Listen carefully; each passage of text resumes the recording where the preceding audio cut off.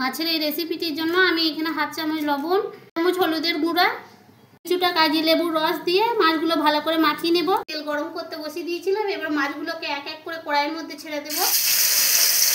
এক পিঠ ভালোভাবে হয়ে গেছে, আর এক পিঠ উল্টে নিয়েছি। এবার মাছগুলো আমি তুলে নেব। মাছগুলোকে আমি ভেজে নেব কড়াইয়ের মধ্যে। এবার এই একই তেলের মধ্যে দিয়ে দেবো একটা তেজপাতা আর কিছুটা এলাচ, দারুচিনি আর লবঙ্গ এর মধ্যে দিয়ে দেবো। এবার এর মধ্যে কিছুটা পেঁয়াজ বাটা, আদা বাটা আর রসুন বাটা দিয়ে দিলাম। তার নাড়াচাড়া করে নিয়েছি। এবার এর মধ্যে দিয়ে দেবো একটা আগে থাকতে কুচনো টমেটো কুচি। টমেটোটা ভালো করে কষানো হয়ে গেছে। এবার এর মধ্যে দিয়ে দেবো 1 চামচ আদা বাটা,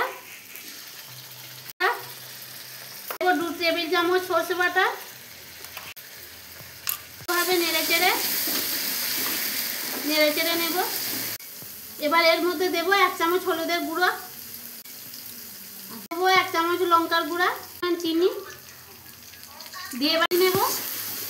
ভালোভাবে আমার কষানো হয়ে গেছে। এবার আমি এর মধ্যে দিয়ে দেবো কিছুটা জল, 1 চামচ লবণ দিয়ে দেবো। এরপর ভেজে রাখা মাছগুলো দিয়ে দেবো, 2 চেরা কাঁচা লঙ্কা দিয়ে দেবো। এবার এই মাছটিকে মিনিট 10 ভালো করে ফুটিয়ে নেব। দেবো কিছুটা কাশ্মীরি লাল লঙ্কার গুঁড়ো। মাছের এই তেল ঝালের রেসিপিটি আমার হয়ে গেছে। এবার আমি কড়াই থেকে নামিয়ে নেব। মাছের এই ভিডিওটি আপনাদের কেমন লাগলো কমেন্ট করে জানাবেন, আর ভালো লেগে থাকলে বন্ধুদের মধ্যে শেয়ার করবেন এবং লাইক সাবস্ক্রাইব করে রাখবেন বন্ধুরা। তাহলে বিদায় বন্ধুরা, আবার ফিরে আসবো অন্য পরবর্তী ভিডিও নিয়ে।